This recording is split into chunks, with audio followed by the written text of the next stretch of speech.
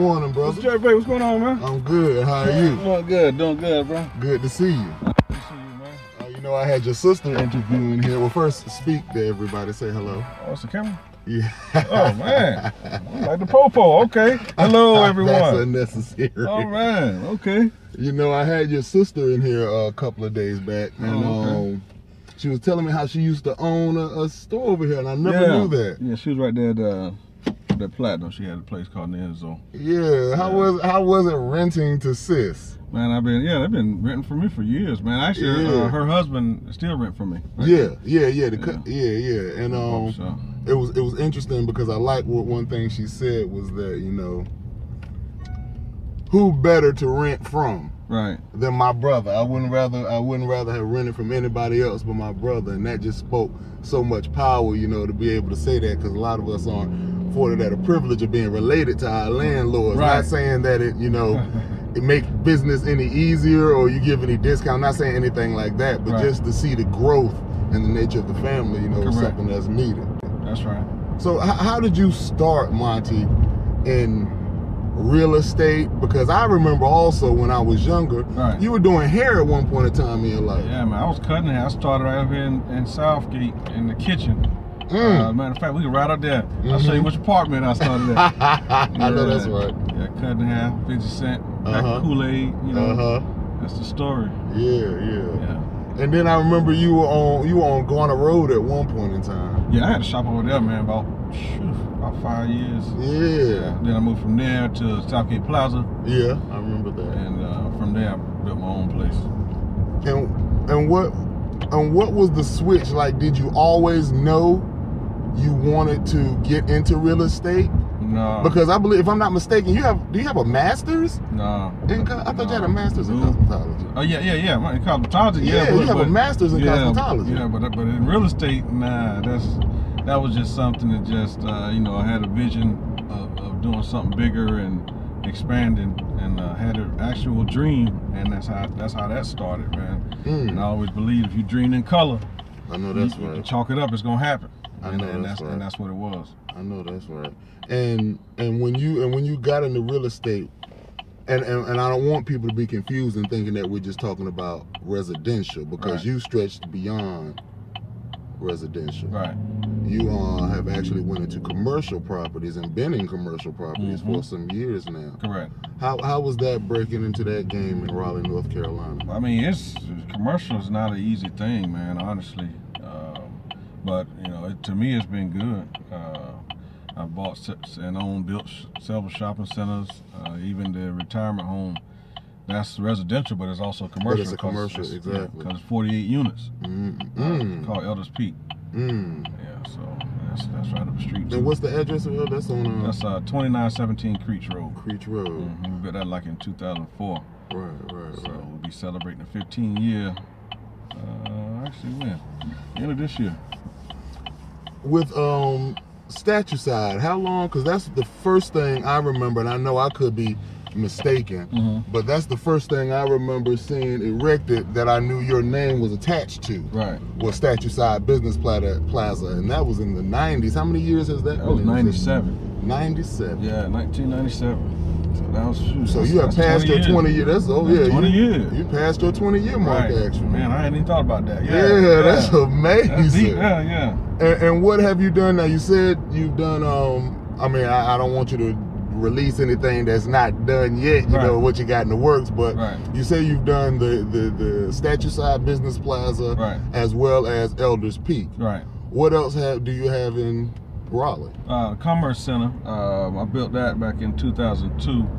Since then, had brought in some partners on that one, which was York, on the Commerce Center, 3301 Rock Quarry.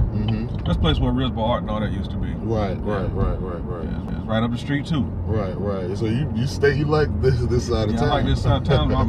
my people. That's right. This is out of town you come from. Yeah. Serve our folks. Our folks have needs, so then why not serve our folks? I know that's right. You also, what do you have like in the works? Are there any plans that you have in the works for something new that you can tell us about? I don't want you to speak too early. Yeah, we got a couple houses we're going up. We were one of the selected builders for the East College Park thing, so we got a couple of houses we built over there. Right. Yeah, we got 2 houses that we currently going up with. We'll be doing probably about 15 to 20 more as in the next few months. But you had to start out with 2. Right. Yeah. Right. And I neglected to mention that the name of your development company is F7 Development. Correct. All right. And so, what is F7? What is that? F7 stands for faith in action. 7, the divine number. Right. F stands for faith. So, it's the company is really not about me. It's more about, a higher purpose and serving people. Right. That's what it's really about. Now you have a son who I know and like really well by the name of Ish. And I remember doing an article on this brother when he was probably still high school age, and he was talking about he wanted to make music, and you hear that a lot from the youth. I want to make music, I want to do this. But this young brother actually went out to California and did it. And is actually now working with some of the top producers and artists, rap, R&B in the game now. How does that feel? How does That's crazy actually, because he's still, to me, still a kid. He's just 20 years old. He just turned 20 years old, and he had to live in his dream, man. It just feels good to know that you gotta, your children are living their dreams and exercising their highest potential. Right. I mean, he's got big songs coming out. He's got a big one coming out tomorrow.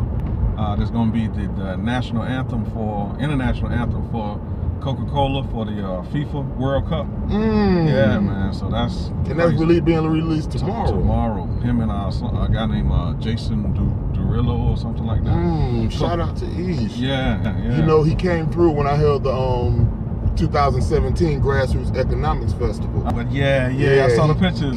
He came through and spoke to the youth there for me, and inspired them with some of his words. And it was like, stick to your dreams, and it was sort of along the same lines. It was like listening to Utah. Stick to your dreams. He was saying that how it won't be easy. Right. It won't be fun, but it will get better. Right. And then the fun will grow as you're doing it. He was and for him to be only 20 years old, and have that type of knowledge. And he stepped out there when he was 17. He actually, as soon as he graduated from high school, man, he stepped out there. We ain't send him no money or nothing. We just like go out there and make it. Right. And it was do or die for him. Right. And so when you what they call it, burn the boats. Right. When it's do or die, you got to do or die. Yeah, you come create. One of my coin sayings that I like to say, brother, is poverty births creativity. Absolutely. Absolutely.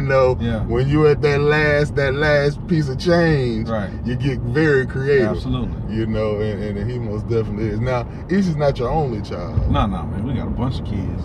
He's the middle. Yeah, he's the middle kid. You say you have a bunch of kids. We got like 6 of them jokers, man. 2 girls, 4 boys. Yeah. So I noticed that real estate and finance, runs in the Montague family. Right. It runs in y'all bloodline. Correct. Do you spread that down to the children? Do you have any of them that want to fall in the lines with real estate with you and doing what you do, or are they free to do like Ish and go? No, I encourage them to spread their wings, and to do whatever they're passionate about. It's going to be difficult for them to be passionate about what I'm passionate about because we're different people. Indeed. We share the same genes, but whatever they do, one thing I've noticed about my family is whatever they do, we do it all the way. So, all of them in different areas, but, like for instance, my youngest boy, he want to be a chef. I didn't know that. Yeah, he already good with it. Really? I mean, he's good with it. Yeah. I'm going to have to test some of that. Yeah, man. With getting into F7, what was your ultimate purpose in it? Not the goal, but what was the purpose of you creating F7 and doing shopping centers? And I know you just don't do homes, so just doing shopping centers and commercial properties. What was your goal? What was your purpose in doing that? Why did you get into that? Well, the major purpose was to actually just improve the community and show the children in the community what's possible. because I didn't see a lot of that growing up myself. Right. So really, it was just just and we grew up in the same place. We grew up in the same place. You know, we ain't see a bunch of positive. Nah, not really. So I mean, any positive needed to come from inside. But I mean, you know, this is a new generation, so why can't we show our kids, you know, children in the community? And that's why we do a lot of community things related to the kids, is because we want to show them this is what can happen, and this is what you should be doing when you're our age. Right. I remember when speaking to that positivity, I remember the day you called me when the world first found out about the Flint water crisis. And it was like, you know, brother, I got to do something. Right. Like, we have to do something. That's our family up there. Those are our people that are going through the situation. Right. And, you know, I'm like, yeah, I'm with you. And I expected, you know, to hear from you in a week or so. And it was like that next day. Bro. Damn. Day. Yeah. That next day you called me, was like, brother, I got some folks donating water. I got a truck, a semi, a driver. What can we do? Yeah. What is your motivation to keep you pushing to accomplish these things? Well, my major motivation is, you know, testing the limits. You know, a lot of people, you know, say they got faith. My thing is, to me, faith is the absence of fear. And if I see something that needs to be done, you know, of course everybody have a negative thought and say, well, man, maybe I can't do such and such. When I feel that, that's when I start to push. Because I say I'm not going to let that fear control me. So, you know, the benefits are that the community gets things, you know, like the water, or like the like housing, or like the movie thing we just did, or like the school lunch thing that we did. You know, all the stuff that the programs that we do, you know, we're not making money off these things, but we're helping the community. That's right. I want to speak to that because I've read a lot of articles recently about this school lunch as it pertains to our youth, and how some kids are being shamed because they can't afford lunch, and that is a problem that like really needs to be addressed immediately. Absolutely. And you and brother Donnie McQueen, I know Sister Stormy Forte, yes, pulled together and did something with the school at Lucille Hunter. Could you say a little bit more about that? Yeah, well, actually, Sean, DVS. Yeah, and DJ DVS, forgive me, brother DVS. Yeah, he was actually one of the major people. You know, he knows that I'm that type of guy where you say, "Man, let's do such and such." I'm down. Let's go. He was like, "Man, I heard that, you know, see some of these kids are having a hard time with the lunch situation." So I said, "Man, I don't know nothing about it." So I called the school and actually talked to the principal, and she told me what the situation was as far as, you know, some of the kids were, you know, they changed something with the way that they handled the lunch program. And to make a long story short, some of the kids were not getting, you know, nutritious meals for school lunch. And, you know, I've always been the opinion that, you know, a hungry child can't learn. If you sitting there and you got one child that's full, they're gonna focus. You got one child that's thinking about the next meal, you know, and how they can stretch this little, you know, bread and water. You know, that's not a good learning environment. So we, you know, we set our goal, and the goal was to raise about $500 to pay off the school accounts. We actually ended up raising $1,000 and ended up paying it off for the entire year for all the students in need. So, and we want to actually keep that going. I think the next school, I think they said it was going to be either Carnage or Bug or something like that, but we're still working on the next school to do that. And it was, you know, they were very grateful, and it was just a beautiful thing. So if there are individuals who would like to help,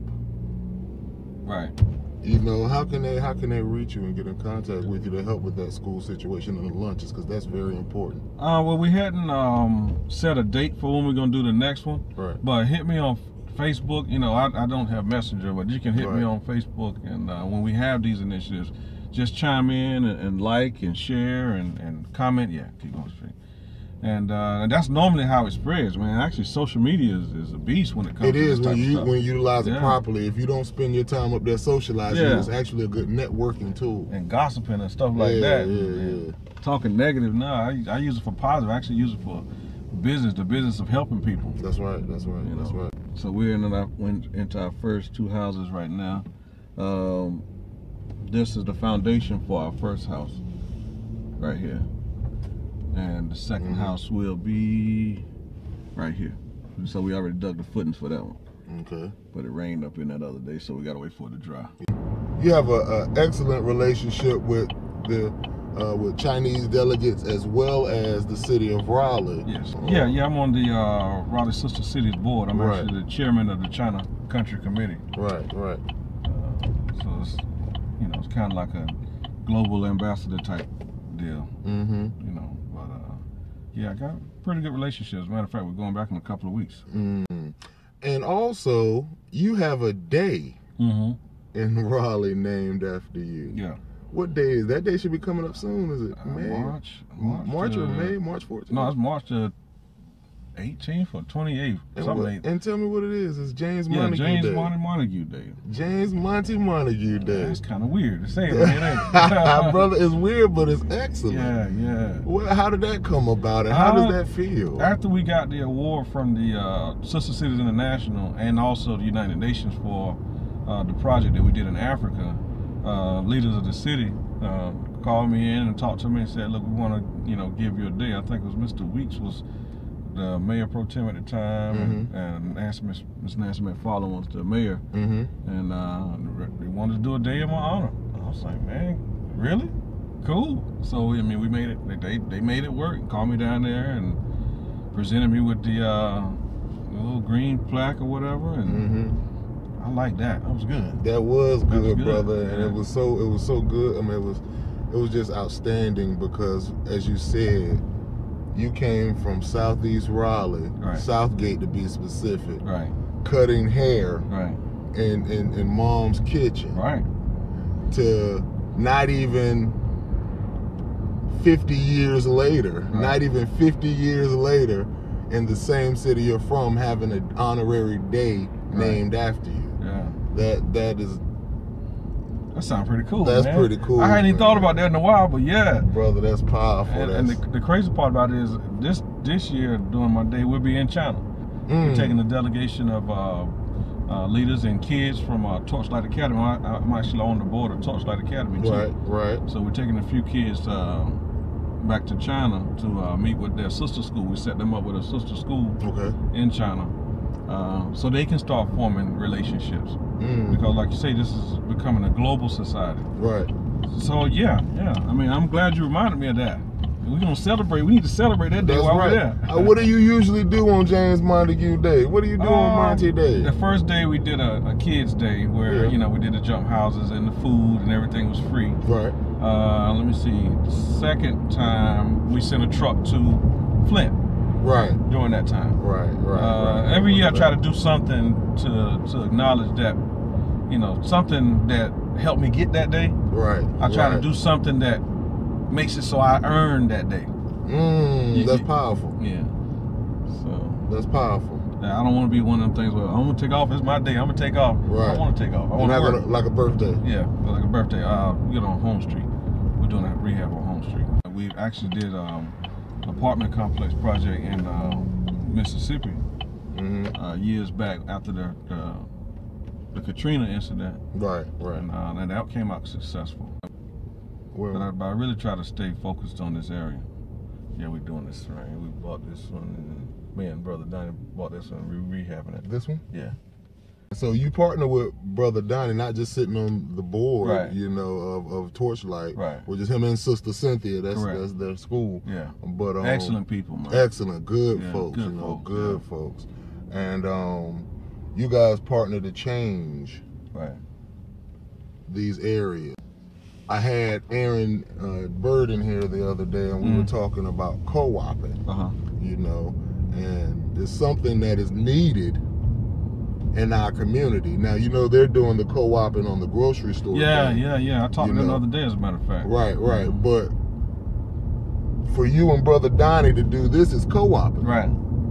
You know, and even if y'all don't use the term co-oping, is what you guys are doing. And that you're setting an example for the rest of not just the business people, because you guys weren't always just doing business. You came from, you know, just working to doing business and learning business and mastering that art to where you guys are now doing things together. Correct. You know, and so it's like that factor of co-oping. You're a perfect example. You and Brother Donnie are perfect examples of co-oping, and that's something that I would personally like to see grow in our neighborhood. That's what needs is different strengths. Different people bring different strengths. Exactly. So we need to put that on the table and move forward together. What would you like to bring to Raleigh? Not revealing any of your plans or anything like that you have in the works, but you know, inevitably, what would you like changing? Well, I mean, I'd like to bring to Raleigh a spirit of more inclusion, to be honest about it. I mean, not necessarily more projects. I mean, more projects is fine, but you know, I feel like some people feel like they're not included in the process, and all the you know, when they always talk about like Forbes and Money Magazine and all this talk about Raleigh is this and that.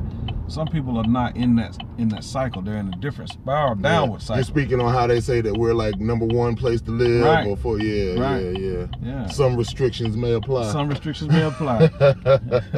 Some exclusions may apply. So I mean, I just I think that we need to make everybody feel that they're a part of this growth and a part of this prosperity.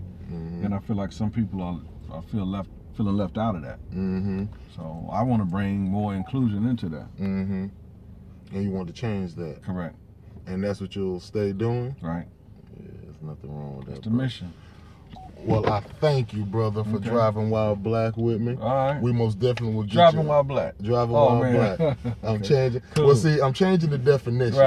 It's Driving While Black, Destination Success. Oh, man. You guys remember that. Driving While Black, Destination Success. Because that's what we're doing. I forgot we was on the camera, man. I know. It's so comfortable. Oh, that's deep. Okay. All right. Yeah. But most definitely thank you for coming, brother. Okay.